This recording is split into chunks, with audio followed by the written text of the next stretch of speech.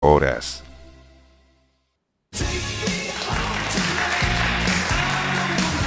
Buenas noches, bienvenidos, gracias por acompañarnos en El Informante, TVN, TV Chile, 24 horas, 24horas.cl y tvn.cl. En todas las plataformas, nuestro programa editorial, todos los miércoles.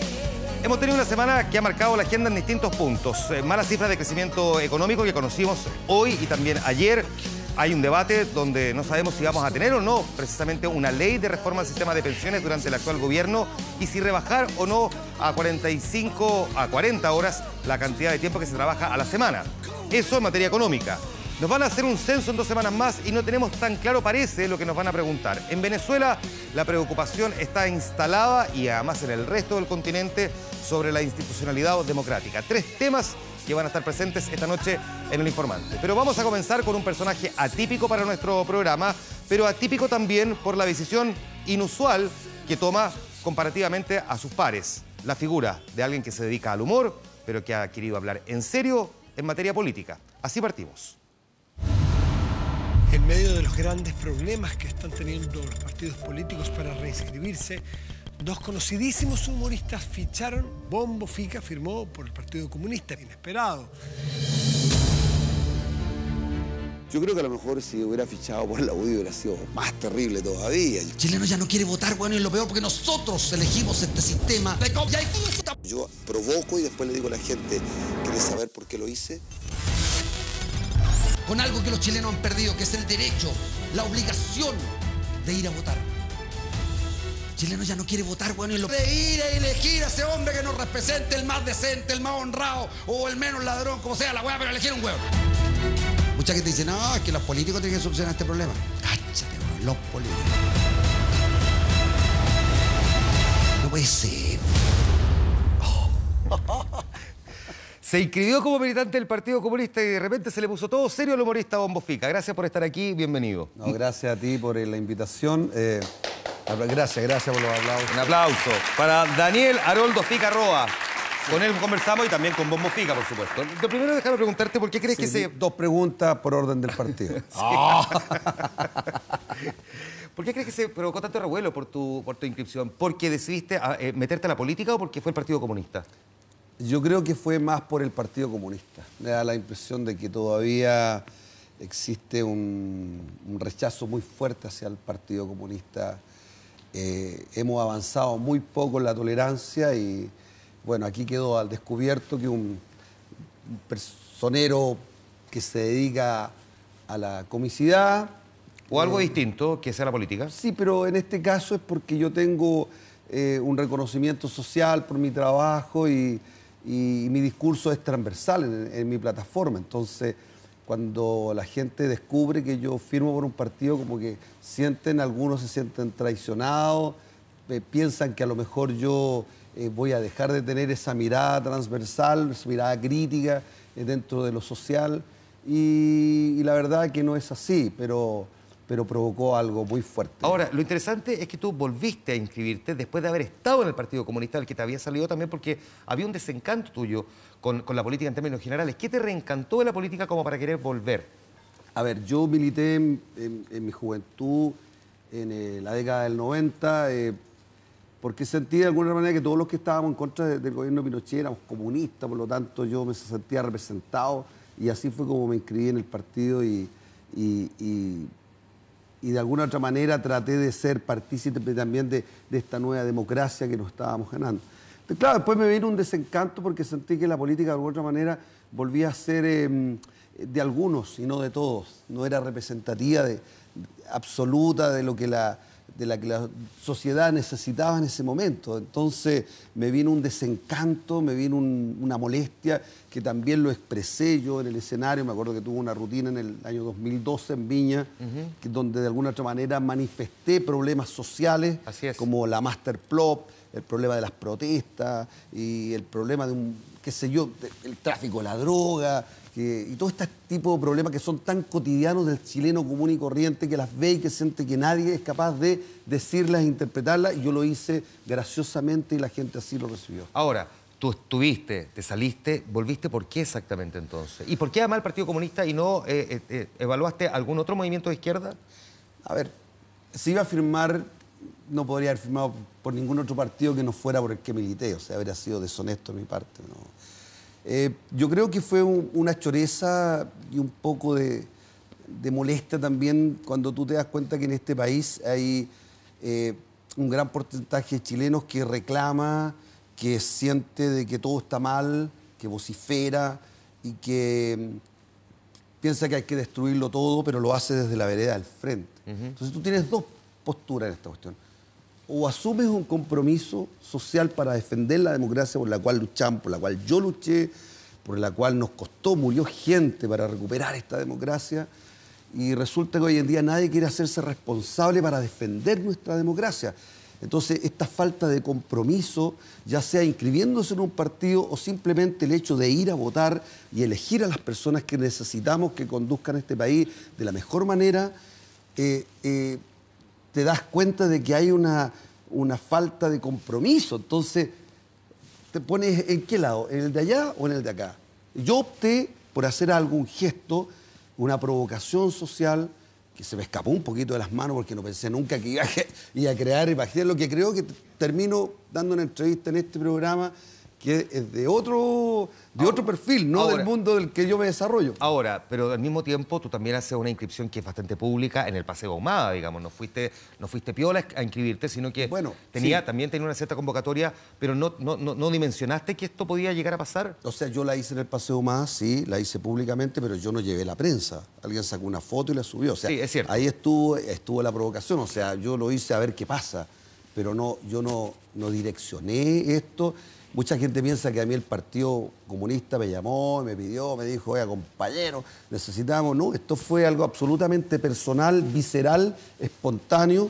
Yo lo hice y aquí estamos. De las consecuencias vamos a hablar un momento más, pero déjame preguntarte antes... ¿Qué consecuencias? De las consecuencias, por ejemplo, estar sentado aquí en El Informante. Déjame preguntarte antes, tú decías al comienzo que hay un rechazo en particular hacia el Partido Comunista, más que al acto de que tú decidas militar en un partido político siendo humorista.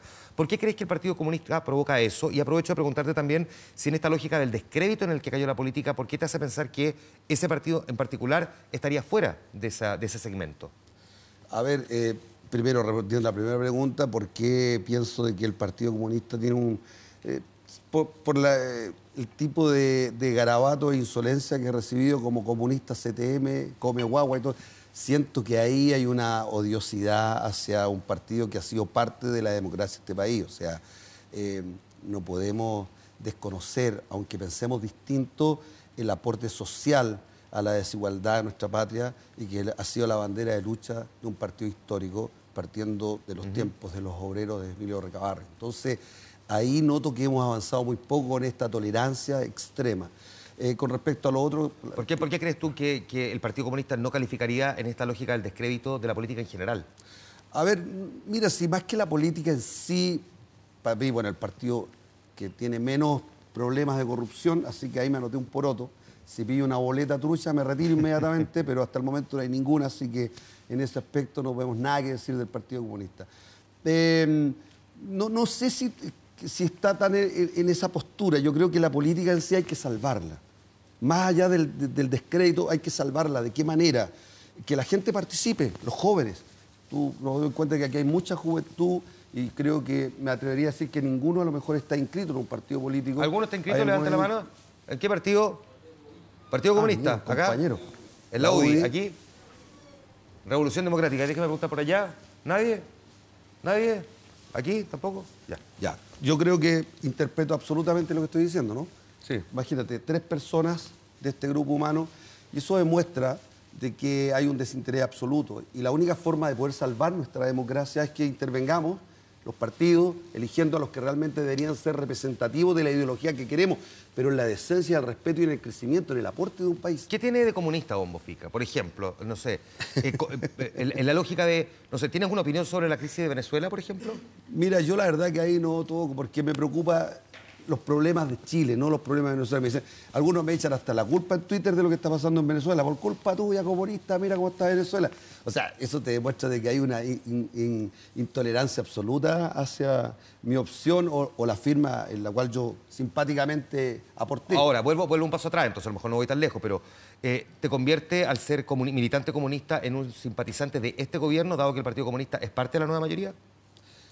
O sea, no tan así. Yo creo que cuando uno toma esta decisión de inscribirse en un partido, no necesariamente tiene que seguir las reglas absolutas porque está en la nueva mayoría o porque tiene cierta ideología, porque en la diversidad de las opiniones es donde está la riqueza.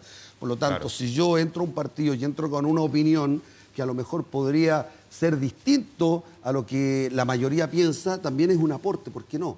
O sea, no sé si me explico. En la diversidad de las ideas también está la riqueza de un partido.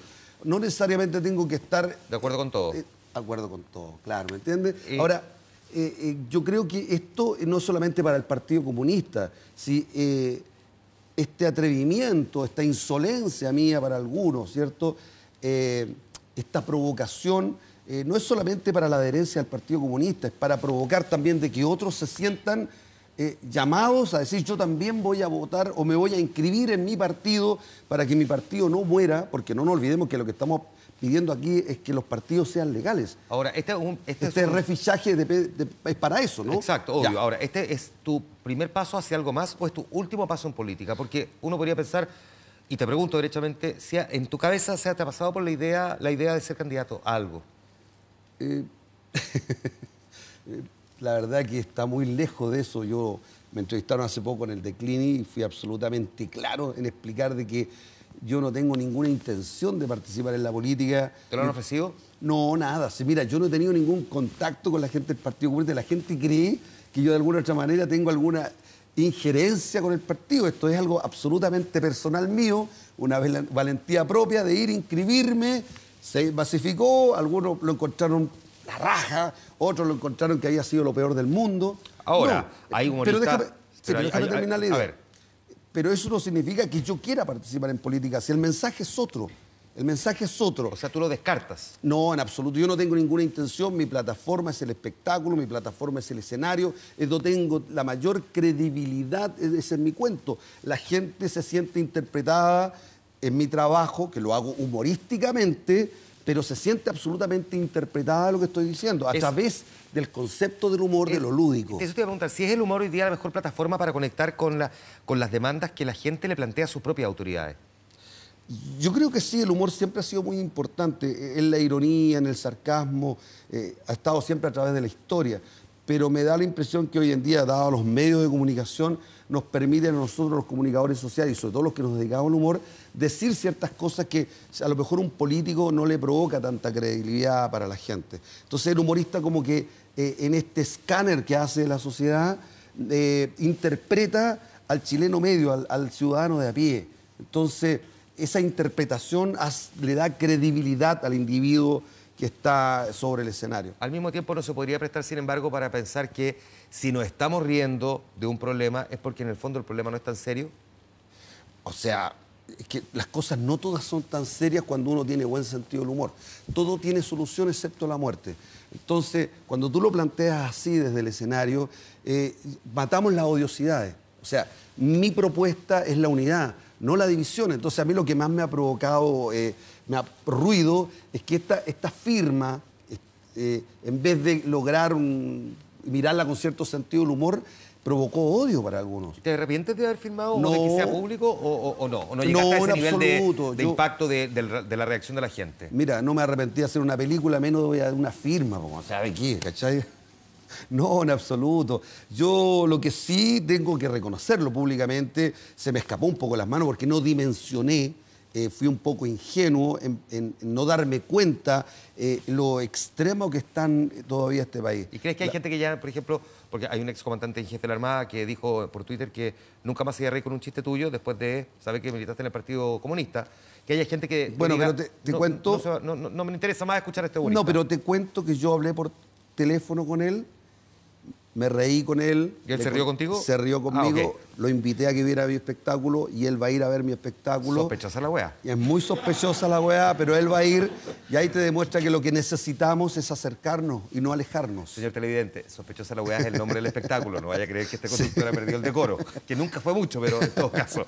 Déjame preguntarte si esto puede calificar también, sin embargo, en una estrategia precisamente para publicitar tu espectáculo. Que haya sido una manera de marketing. Porque también hay quienes dijeron, no, a lo mejor fue marketing nomás.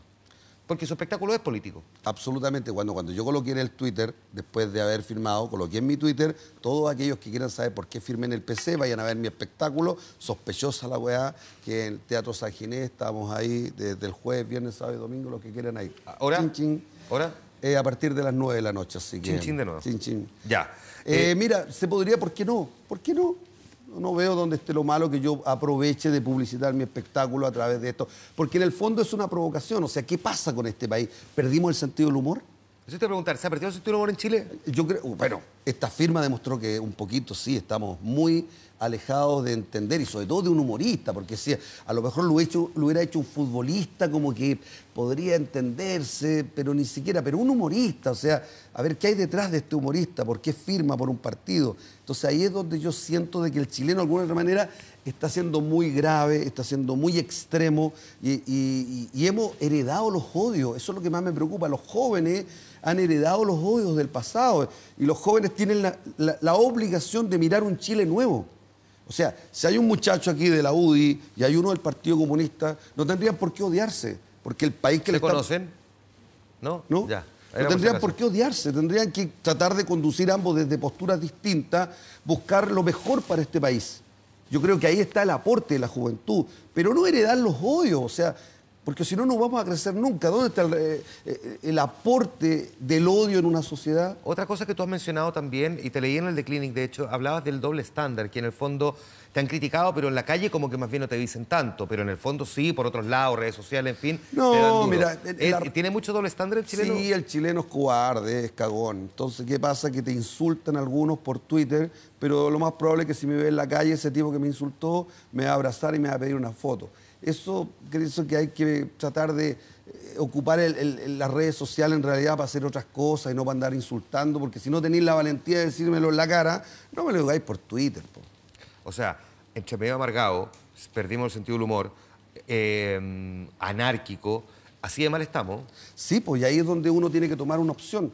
Yo estoy por construir a través de mi plataforma, que es el humor, invitar a la gente que tenga una mirada distinta, con sentido del humor. Si bien tenemos problemas graves, sí, pues. O sea, no sé, pues cuando el ejército de Chile se descubrió que había gastado 4 millones de dólares en puro copete, esa cosa sí que es sospechosa.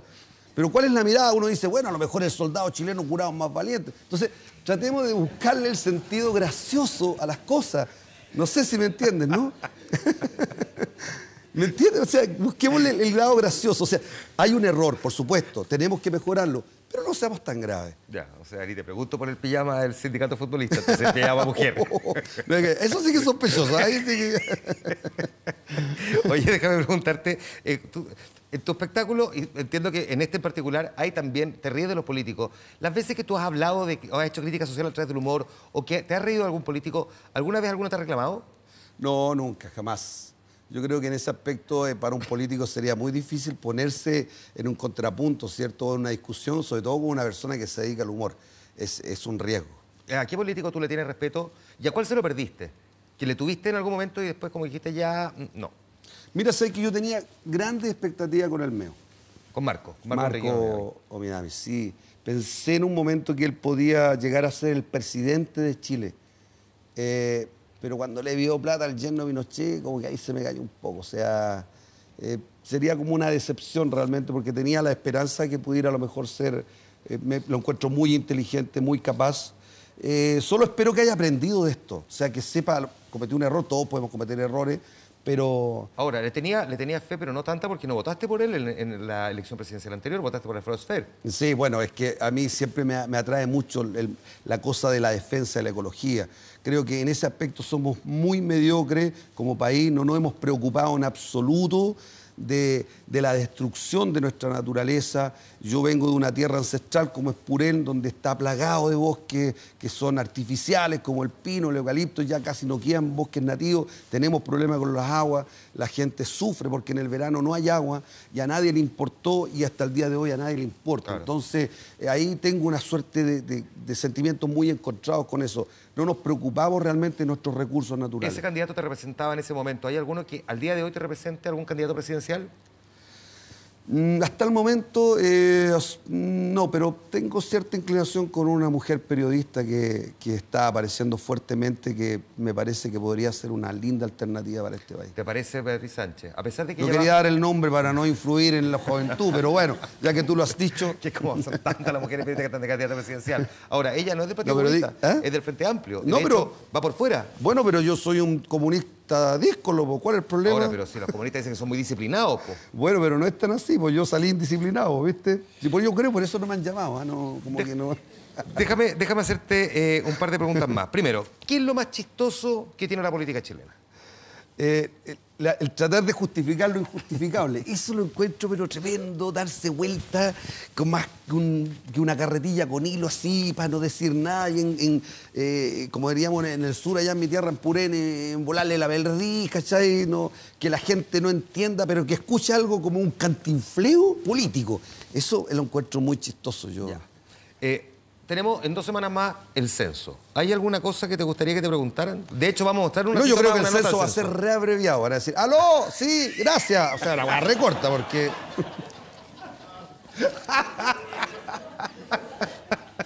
Así como vamos, yo creo que va a ser cortito el censo. Ok. Ya vamos a hablar del censo en un segundo más. Antes, lo último, que un ratito va a estar sentado ahí el ministro de Hacienda. ¿Le preguntaría algo? ¿En chiste, en serio, algo? No, la verdad que no vengo preparado para preguntarle nada a un ministro, así que, ¿no? Que trate de hacer bien lo que queda de gobierno nomás. Excelente. Te queremos agradecer que haya estado estos primeros minutos. No, gracias a ti. Bueno, muchísimas gracias, Bombo. Excelente. Decía yo, vamos a hablar del censo porque en 2 semanas más se va a hacer esta medición. Hay que corregir el censo del 2012 y por lo tanto vamos a tener en 2 miércoles más esta nueva consulta. Pero mucha gente, sin embargo, parece que no tiene tan claro cuándo y cuánto le van a preguntar, de qué cosas le van a preguntar. Incluso empezó a circular hace algunos días una campaña, afortunadamente no prendió mucho en las redes sociales, llamando a no responder el censo. Ojo con eso porque hay una multa, si no se responde mal, de hasta 150.000 pesos, diciendo no respondan hasta que no haya un proyecto para cambiar el sistema de AFP, lo que es una tontera porque el censo sabemos que sirve para generar políticas sociales. Pero, ¿qué hay detrás de este censo y cómo se ha venido preparando? Ojo, porque esto le va a ser muy útil. Rodrigo Cid estuvo reporteando. Se trata de la pieza más importante del sistema estadístico del país. El censo se define como el conteo y la caracterización de todas las viviendas y habitantes del territorio nacional en un momento determinado. Algo así como una fotografía de Chile, pero en alta definición. Permite obtener la información necesaria para el diseño e implementación de políticas públicas, proyecciones de población y la elaboración de indicadores fundamentales. Bueno, me imagino que tiene que ver con los estudios cursados, con la cantidad de familias que habitan la casa. A dónde trabajan, cuántos estudian. Conocer la realidad familiar, social, también todo el movimiento migratorio que hemos tenido. Durante toda la historia de Chile se han realizado 18 censos nacionales de población y 7 de vivienda. Los de población permiten obtener datos de magnitud, distribución y composición como sexo, fertilidad, educación y migración. Y los de vivienda sirven para contabilizar y caracterizar los hogares. A partir del año 1952 se empezaron a levantar ambos censos de manera conjunta y se aplicaron cada 10 años en forma ininterrumpida hasta 2012, un año negro para la estadística nacional. Nuestro censo del 2012, como sabemos, fue un censo fallido. En agosto del año 2011, el entonces director del INE tomó la determinación de hacer un cambio radical que marcaría el futuro del censo del año siguiente. De ser un censo de hecho, o sea, que es un censo que se hace en un día feriado, tal como va a ocurrir ahora en los próximos días, cambia la modalidad, ¿cierto?, a un censo de derecho, vale decir un censo que se hace en un determinado periodo de tiempo, 3 meses, 4 meses. El economista David Bravo integró la comisión encargada de revisar el fallido censo 2012 y estableció que la decisión de Francisco Lavé sobre el cambio de modalidad fue tomada en medio de las protestas estudiantiles. El juicio que tal vez hizo el director del INE de la época fue que tal vez no iba a tener el número de censistas necesario. Sabemos, como sabemos ahora, que un censo de hecho requiere un volumen muy importante de censistas. La comisión estableció que más de 1.700.000 personas no fueron contabilizadas durante el censo del año 2012. Se cometieron errores en la planificación y en la ejecución del censo del año 2012. y quiero pedir humildemente perdón a todos los chilenos por esos errores. El corolario de una serie de improvisaciones que provocaron el mayor descalabro estadístico de la historia de Chile y que tuvo un costo de casi 40.000 millones de pesos. Los datos que están allí no son confiables, porque no es solamente que la tasa de omisión haya sido alta, sino que fue muy heterogénea a nivel local. Por eso la comisión de expertos recomendó la realización de un censo abreviado que se realizará el 19 de abril. La pregunta del millón, ¿no? ¿Cuántos somos? Pero es muchísimo más que eso. Si uno pudiera decirlo en una frase, el objetivo por un lado es saber cuántos y cómo somos, y dado que además es un censo de población y vivienda, dónde y cómo vivimos. Según el precenso 2016, en Chile hay 6.421.382 viviendas. En los últimos años se registra un aumento del 14,6%. A cada uno de esos hogares llegará un censista el próximo 19 de abril para aplicar un cuestionario de 21 preguntas sobre el tipo de vivienda, casa, departamento, ruca, pieza o media agua y la gente que vive en su interior.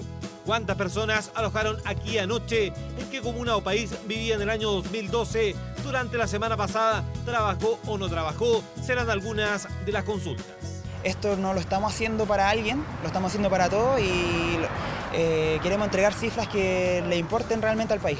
En los últimos 15 años, Chile ha cambiado.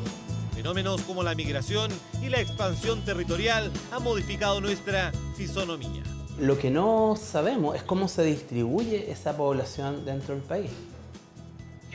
En regiones, en comunas, en localidades, no en comunas, sino que más pequeñas que las comunas. Esa información solo la entrega un censo. Abra su puerta y responda con toda confianza el llamado de las autoridades para el día del censo. Ninguna información que se levante en ninguna vivienda y de ninguna persona se revela el día de mañana de manera de que se pueda identificar quién entregó esa información. Un operativo que moviliza más de 500.000 personas en un solo día, pero que representa además un compromiso cívico para todo el país. Nosotros tenemos hoy día solo una opción en Chile y es hacer bien este censo. No tenemos la opción de equivocarnos.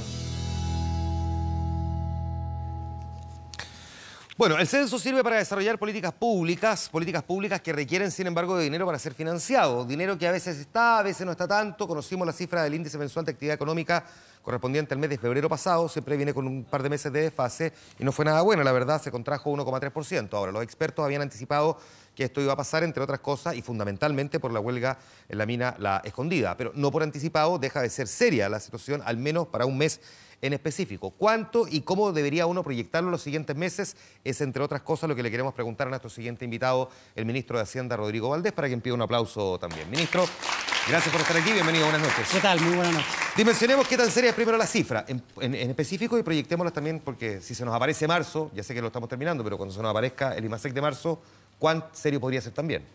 Bueno, la verdad es que hay tres factores básicos que explican el mal número. Uno es estadístico y muy trivial. Febrero del año pasado tenía 29 días y este año tenía 28 días. Y cuando uno se compara con un año bisiesto, en febrero, la verdad es que tiene una cancha más corta y por lo tanto se produjo más en febrero del año pasado. Eso explica como un punto de crecimiento negativo si nada hubiese pasado. Después, como tú decías, tenemos Escondida. Escondida estuvo en huelga varios días, también estuvo en marzo y por lo tanto los números de marzo van a tener algo de contaminación y eso explica casi 2 puntos, 1,7, 1,8 puntos. Y después tuvimos los incendios. En febrero tuvimos los incendios en el sur. Es más difícil estimar cuánto fue el efecto, pero nosotros miramos, por ejemplo, el IVA que se pagó en los distintos lugares de los incendios. Bajó muchísimo. Entonces, con eso podemos estimar que hubo 0,2, 0,3 de caída solo por ese factor. Si uno suma esto, en el fondo tenemos 3 puntos de crecimiento a la baja respecto de donde venía la economía. Y por lo tanto la raya para la suma, o en este caso para la resta, nos da este resultado. Este resultado significa que la fuerza como profunda sigue estando no fantástica, pero no es negativa, es del orden de 1,5, 2%. Y esa es la tendencia que ha traído la economía ya por varios meses y tiene estos choques que lo importante para no ponerse demasiado nervioso en esto, son por una vez. La huelga terminó, los incendios ojalá que nos vuelvan, y por lo tanto los efectos negativos que estamos viendo, para qué decir el efecto estadístico del año bisiesto, ya desaparecen. Ahora, si uno mira el indicador, lo voy a decir en la jerga técnica, pero en el fondo si despejamos la minería, el no minero, es de 0,2%, lo que igual de alguna manera da la sensación de que nuestra economía está muy débil, ¿no? Claro, pero es sobre 1, por ejemplo, si es que considera el año bisiesto. Es positivo respecto al mes anterior, si uno considera también los efectos calendarios. Entonces, la economía, no quiero defender que esté creciendo rápido, nos queda mucho trabajo a todos para hacerla crecer más. Pero este número que es negativo, es fuerte, es un gran titular, hay que mirarlo con una pizca de sal y decir ya, esto es por una vez, no marca ningún problema más profundo por ser negativo. Usted ha defendido varias veces esta frase, de hecho la dijo también el presidente del Banco Central hoy día. ¿En qué se está notando ese fortalecimiento de vuelta de la economía entonces? Porque bueno, hay varias cosas. Sé que es un año electoral y vamos a escuchar declaraciones políticas, ya vamos a hablar de eso más adelante, pero muchos dicen, en realidad en estricto rigor no se está notando, la gente no lo está percibiendo. A ver, en esto hay que tener cuidado de cuando uno maneja, si ve por el espejo retrovisor no saca mucho. Y estamos viendo en estas cifras, por ejemplo, puro espejo retrovisor, son cosas que pasaron antes. Si uno mira para adelante, todavía no están las cifras, pero hay cosas que mirar que orientan un poco el camino. ¿Qué cosas son esas? Primero, el mundo está mejor. Nuestros socios comerciales están importando más. Varios países que estaban en recesión en Sudamérica están empezando a crecer. Poco, pero están empezando a crecer. Y en el lado nuestro se ven, por ejemplo, la bolsa de comercio, que es el valor de los activos en Chile, ha crecido muchísimo. El mejor marzo desde mucho tiempo. ¿Eso qué quiere decir en la práctica si llevado aterrizado al chileno común y corriente que no se maneja la jerga económica? ¿Qué significa eso? Alguien le puso un precio a una empresa. Las empresas se venden y se compran en la bolsa. Si los inversionistas están dispuestos a comprar empresas, o un pedacito de una empresa, no es que se la compren entera, por un precio mayor, quiere decir que están pensando que esa empresa le va a ir mejor. Entonces los mismos inversionistas están levantando el precio de las empresas en Chile y significativamente en los últimos 2 o 3 meses, previendo un mejor futuro. Si eso es así, ministro, ¿cómo se entiende que hayamos bajado la proyección de crecimiento para este año? Quedó entre 1 y 2%, que fue lo que dijo ayer el informe de política monetaria del Banco Central. Yo sé que generalmente las correcciones del IPOM, del informe de política monetaria, siempre se corrigen a la baja, digamos. Más bien siempre se va ajustando, es muy raro que de repente diga, no, va a crecer más, pero se corrigió de nuevo a la baja y entre 1 y 2%, digamos que para un país de la categoría nuestra, la gente dice, es muy poco. Es poco, sin duda, pero de nuevo eso y entiendo que además es menos de lo que se proyecta que vaya a crecer toda Latinoamérica en promedio. Hay que tener un poco más de cuidado respecto de los distintos países. Podemos volver a eso y a comparaciones. Pero lo que quiero volver al espejo retrovisor. Ese de 1 a 2, promedio 1,5, es el promedio ahora entre lo que va a pasar el primer trimestre, que va a ser cercano a 0, según los distintos analistas, y otros números. Por lo tanto, los números hacia adelante que el propio Banco Central tiene implícito en su proyección son mucho mejores. Va hacia arriba la economía. Y en segundo lugar, esto de la baja refleja básicamente lo que conocimos. El problema de la mina escondida es el más importante. Eso afectó significativamente la proyección a la baja. Cuando usted dice hemos tomado medidas para apuntalar la economía, ¿cuáles medidas en específico? Bueno, del lado hay muchas medidas. Primero, hay que tener la economía en una trayectoria de firmeza para que la gente confíe, consuma, invierta. Si hacemos locuras de cualquier tipo, la gente se asusta. Nómbreme una. Que no se va a hacer, pero que pudo estar dando vuelta por ahí. Digamos, ¿saben qué? Hagamos una expansión fiscal y endeudémonos y que si después los mercados se asustan con nosotros, suben las tasas de interés, tomemos ese riesgo.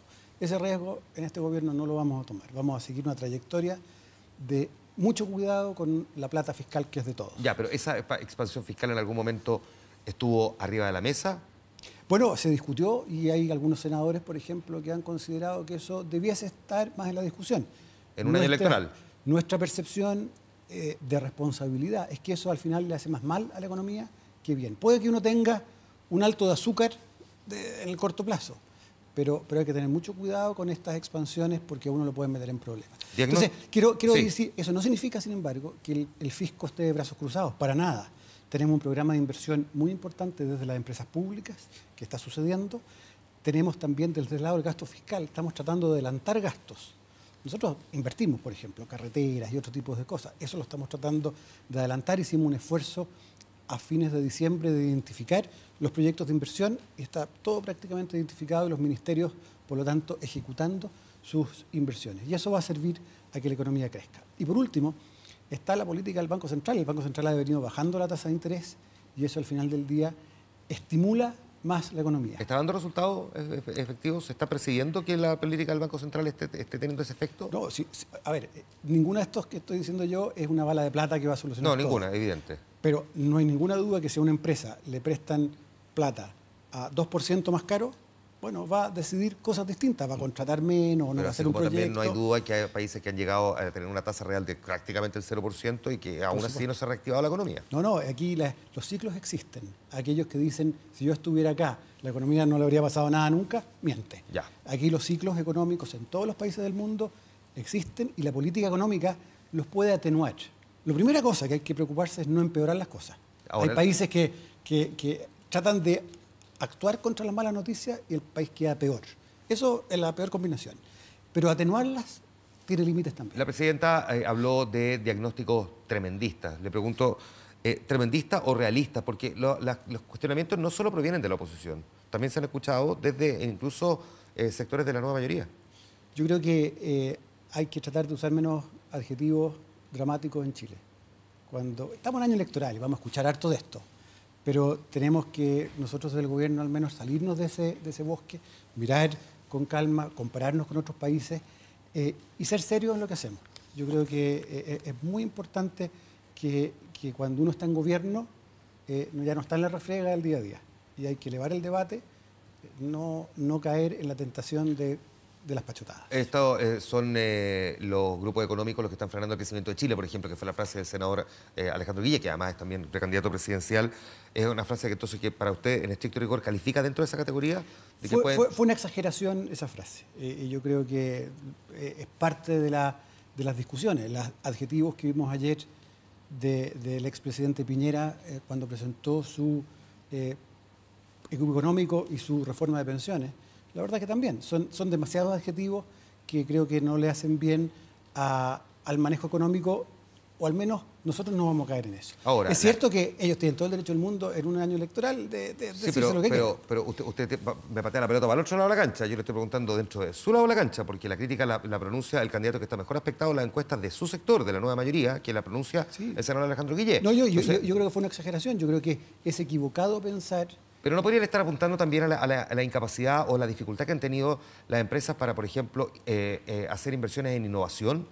¿Que él podría haber estado apuntando también a eso, más allá de la retórica y la construcción de la frase? A ver, yo separaría dos cosas. Es cierto que nosotros como país tenemos un montón de problemas todavía en ser más inventivos. Tenemos buenos empresarios, pero las exportaciones nuestras están bastante planas ya como por 10 años. No han crecido mucho. Entonces tenemos cosas pendientes como país de diversificación, muchos temas. Pero ese yo creo que es un debate legítimo, pero pensar que hay una especie de huelga de brazos caídos de un montón de empresarios, creo que es equivocado. Podrá haber alguno por ahí que esté preocupado, pero los buenos empresarios lo que hacen es tomar oportunidades. No van a dejar de hacer una inversión si es buen negocio. Déjeme preguntarle, en un año electoral, porque usted me lo ha mencionado un par de veces en esta conversación, prácticamente todos los temas se vuelven un arma al momento de la discusión. ¿Cómo le hace frente a tantos flancos que se le abren? Porque muchos quieren echarle mano precisamente a la billetera fiscal, a presentar proyectos que implican gasto, precisamente en un año que es complejo como este. Bueno, la verdad es que al final del día tenemos un sistema presidencialista en que el presidente de la República, que en este caso nuestra presidenta, tiene al final muchos controles importantes. Y en la medida que tengamos presidentes como la presidenta Bachelet, yo estoy muy tranquilo en que vamos a tener... no vamos a hacer locuras. ¿Usted dice control importante como un ministro diciéndole hasta aquí no más podemos gastar? No, para nada. Por ejemplo, en Chile pasa que solo la presidenta puede bajar los impuestos o subir el gasto. Además, ella es la que tiene la firma final de eso. Y eso ayuda mucho a contener. Imagínense que cualquiera en el Congreso pudiese proponer gastar más y se votara como... gastemos más. Ahora, en esa institucionalidad política, sin embargo, también tuvimos hace un par de semanas el rechazo al proyecto minero Dominga. Y en ese mismo contexto, usted llamó también al mundo político para apoyar el crecimiento. Digamos, me suena al menos, con matices lo que me está diciendo. Lo de Dominga es bien importante decir que está en un proceso. Y el proceso que tuvo, pero que sigue, es que hay una votación local en la región que por un voto no se aprobó. Pero la empresa puede pedirle a un comité de ministros ahora que evalúe eso y vendrán los tiempos, si la empresa así lo decide, en apelar y ese comité de ministros va a tomar decisiones. ¿Y ese llamado que hace usted para apoyar el crecimiento, a qué se refiere entonces? Bueno, por ejemplo, se nos enredan muchas cosas en permisos. Las últimas 2 semanas hemos tenido varias obras importantes que se nos enredaron. O una transmisión eléctrica, o una concesión. Entonces necesitamos ser ágiles en solucionar problemas. A veces, por muy buenas razones, uno propone o un proyecto de ley, o la persona que está a cargo de un servicio cree que se le va la vida en eso, en ese permiso específico y no lo da porque puede afectar algo. Yo lo que llamo es a tener un equilibrio más general de las cosas. Mirar que, por ejemplo, la economía es importante. Si todo se tranca, nada se mueve y eso estamos en problemas. Ese equilibrio, esa mirada general o ese equilibrio general es, ojalá estemos todos alineados en la misma.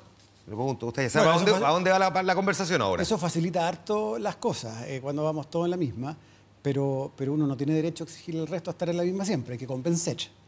En un régimen democrático aquí nadie tiene la verdad absoluta, hay que tratar de ponerse de acuerdo. Y una vez que uno se pone de acuerdo, camina bien. Hoy día a la tarde, proyecto a las 40 horas semanales. Esto que se está discutiendo en el Parlamento. ¿Le pone primero, déjeme preguntarle, más carga a la economía a usted? ¿Por eso no le gusta? A ver, no es que no me guste per se. Yo creo que es una discusión súper legítima. Pero tal cual como está, digo. Voy a ir para allá. Pero ¿trabajamos mucho los chilenos? Sí, trabajamos mucho. ¿Los países desarrollados han logrado bajar las horas de trabajo? Sí, han logrado. Pero el huevo o la gallina. Somos primero más productivos y después escogemos o tener más sueldo o trabajar menos horas, o uno logra a través de bajar las horas, mágicamente casi que haya más productividad. Cuando los países trabajan muchas horas, mucho más que nosotros, hay cierta evidencia que bajar las horas ayuda. En el número de horas que tenemos nosotros, no es tan claro que sea así. ¿Y qué pasa? Si no fuésemos más productivos, fíjese el aumento de costo que existe. Por pasar de 45 a 40 horas, equivale a un aumento de 10% del costo laboral. Si estamos súper enredados y vamos a hacer en varios años un aumento de 5 puntos para las pensiones, meter 10 puntos de aumento de costo laboral de un día para otro es muy complicado. Entonces, lo que yo al menos he dicho, y estoy convencido, siendo esto una discusión interesante, que hay que darle reflexión, pausa, hoy día la economía está en un estado, y la vocera de gobierno hoy día lo dijo muy claro, está en un estado más frágil y que más cargas, estamos poniéndole muchas cargas distintas, pueden ser problemáticas en términos de creación de empleo, en términos de crecimiento. Ministro, entiendo por lo que me acaba de decir, no se pueden subir las pensiones y bajar la cantidad de horas trabajadas al mismo tiempo. No, yo no lo pondría como uno o lo otro. Lo que hay que tener conciencia acá es que las empresas necesitan adaptarse gradualmente a las cosas que tienen que hacer. Si uno le pide... Pero si tuviera que ponerle prioridad a usted a alguna de las dos cosas, subir las pensiones. Yo no tengo ninguna duda que hoy día las pensiones en Chile son un tema central. Este es un tema que no estaba en la agenda de gobierno y que llegó a la agenda de gobierno por buenas razones. La presidenta tomó decisiones de ponerla al centro de la agenda y es cosa de ver las preferencias de la gente en las encuestas, en las marchas. Yo creo que tengo pocas dudas que las pensiones vienen delante en términos de prioridad que las horas. Ahora, de nuevo, el tema de horas yo no quiero decir que no sea una buena discusión, pero tenemos que tener mucho cuidado el cuándo y el cómo. Porque quiero decirle que yo sé que usted es el ministro de Hacienda, pero el ministro del Interior dijo que para nada, lo cito textual, altera sus capacidades competitivas, más aún las aumentan. Yo creo que el ministro muestra con eso la aspiración que tenemos que tener.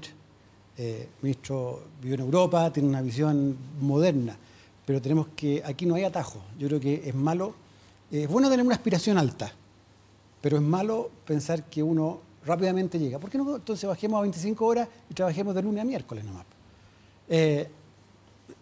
No quiero sobrehacer el punto, pero de nuevo, tenemos que tener cuidado en estas cosas. En el largo plazo, gradualmente se pueden adoptar.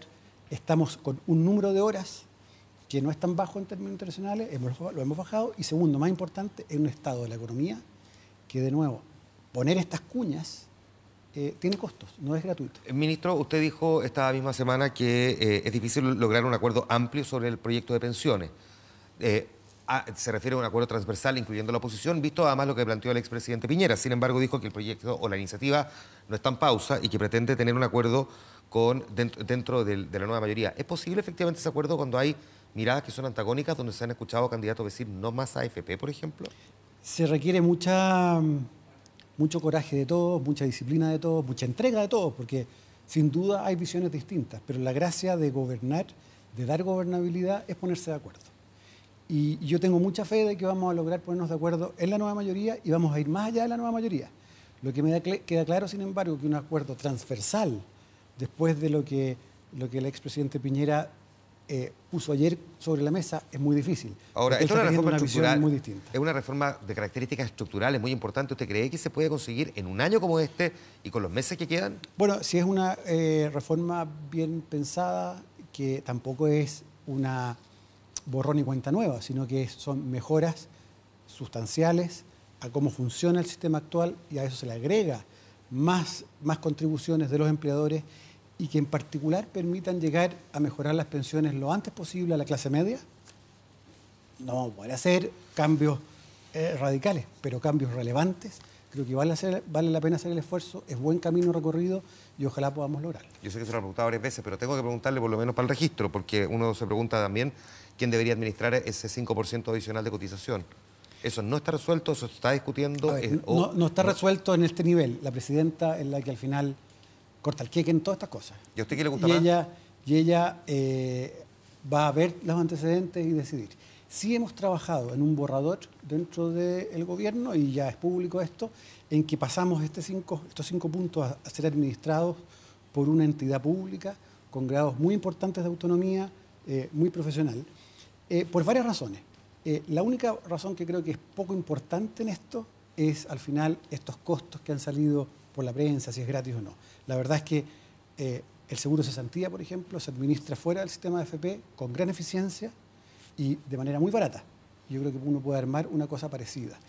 ¿Por qué me gusta esto? Porque yo creo que le da mucho más legitimidad al sistema.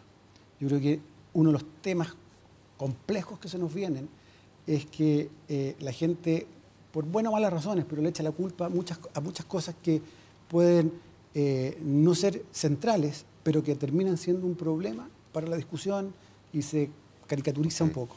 Yo creo que tener parte de los fondos fuera de las AFP, primero facilita la vida de la gente porque no tiene que estar escogiendo fondos, es una cosa más mecánica. Todos los países civilizados tienen esto. Aquí no estamos haciendo una locura de una empresa estatal para producir zapatos. No, no es eso. Si uno ve Canadá, país desarrollado, que a mí al menos me encantaría ser como ellos. Bueno, claro, pero la crítica que se hace del otro lado es para qué si ya están, no le pasa la plata a ellos, como decir, no confiamos en ustedes, no confiamos para el 5, pero confiamos para el resto. Yo creo que las AFP tienen un rol importante. Ellos compiten en un ambiente que no es nada fácil, son bastante eficientes en algunas cosas, pero es bueno diversificar. Okay. Yo creo que tener más de una forma de financiar las pensiones es bueno para las pensiones ahora y en el largo plazo. Última pregunta, ministro, porque usted se está convirtiendo en una autoridad, en un ministro con harta musculatura dentro del gabinete. ¿Ha pensado seguir vida política más allá de ser ministro de Hacienda después de este gobierno? No, no hay ninguna chance de eso. ¿Ninguna posibilidad? ¿Lo tiene desechado ya? Completamente. Yo voy a seguir aportando en política a través de las militancias.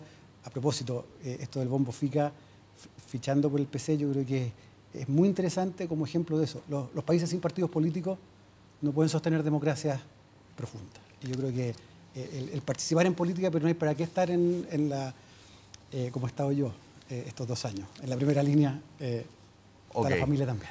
Ministro, muchas gracias por haber venido a conversar con nosotros también aquí en El Informante. Un aplauso para el ministro, muchas gracias, ministro. Yo voy a ir hasta la pantalla porque quiero presentarles ahora una estadística que también creo que es interesante de revisar, porque una cosa es lo que ocurre en nuestro país, otro es lo que sucede fuera de nuestras fronteras. Y una de las naciones que ha marcado la pauta, sin duda, durante la última semana, ha sido Venezuela. Muchas cosas se han discutido respecto de cómo funciona la Organización de Estados Americanos y la propia institucionalidad venezolana. También aparecen cifras, pero algunas que parecen ser poco exactas, así que el equipo del Informante estuvo revisando y las vamos a presentar. ¿Qué es lo que pasa actualmente en Venezuela para poder comprender? Miremos algunas de esas estadísticas que nos parecen que son relevantes. Por ejemplo, una de las discusiones es la inflación. La inflación efectivamente se proyecta, puede llegar hasta el 2.200%, pero sería interesante mirar que la inflación ya del 2011 era bastante alta, 26,1%. 26,1% es una inflación tremendamente alta, considerando, entre otras cosas, que en nuestro país, por ejemplo, cuando tenemos inflación del 3 al 4%, ya la consideramos una inflación inquietante. Aquí ya venía desde el 2011 subiendo hasta que, bueno, llega a la proyección que se está haciendo para este año. También, si lo miramos desde el punto de vista del crecimiento del Producto Interno Bruto, esta otra gráfica también es bastante relevante, porque el 2011 la economía paradojalmente estaba creciendo y harto, 4,2%, 1,3% sin embargo cae el 2013, 6,2% ya de contracción que es absolutamente negativa y 4,5% en 2017. Vamos a la siguiente, el PIB per cápita, y aquí la verdad es que las cifras no calzan, porque claro, para los siguientes años hemos visto que ha habido un aumento del Producto Interno Bruto per cápita corregido por paridad de compra, que es un término medio técnico, pero uno dice, ha venido bajando pero bastante alto. Sí, pero hay que tener ojo también cómo se está calculando el dólar en esta nación. Y esta otra estadística probablemente es la que mejor lo refleja. Esto no es cuánta corrupción tiene, sino cuánta percepción de corrupción según la gente tienen los países. Y aparecen, si lo miramos en términos de ubicación, Estados Unidos es un país con la percepción de la gente poco corrupto, Chile está en el lugar 24, aparece Colombia en el lugar 90, Argentina en el 95, Argentina que ha tenido denuncias de corrupción, y Venezuela, la percepción de la gente es que está prácticamente al final de la tabla. Este ranking lo hace digamos, el mismo organismo, que es Transparencia Internacional, con la misma metodología, mismas preguntas, por eso podemos comparar a distintos países. Chile, bastante arriba, y vemos que Venezuela está abajo. Y en el caso de esta otra estadística, es preocupante. Por cada 100.000 habitantes, ¿a cuánta gente matan?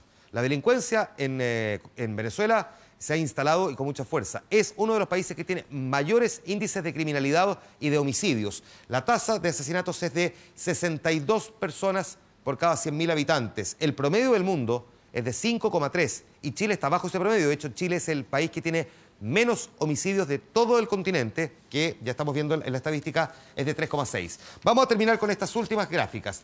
Cada vez han ido aumentando la cantidad de niños que dejan de ir al colegio, entre otras cosas porque hay establecimientos que se han ido cerrando, pero también porque hay otras dificultades que los han llevado a abandonar los estudios. La precariedad propiamente tal, la falta de alimentación, en fin, es decir, cada vez son menos los menores que están estudiando en Venezuela.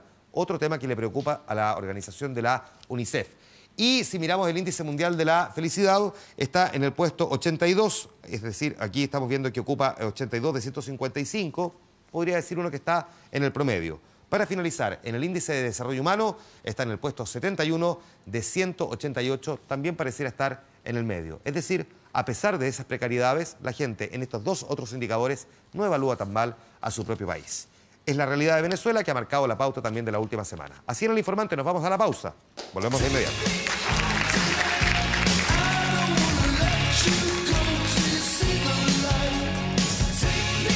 Diana, tenemos que despedirnos. Se termina el capítulo de hoy del Informante. Volvemos el próximo miércoles. Ya saben, entonces, después de Match. Yo me junto con ustedes mañana en Vía Pública, el fin de semana en 24 Horas Central. Gracias por haber estado con nosotros. Gracias al público también. Un aplauso para ustedes. Hasta la próxima semana. Chao.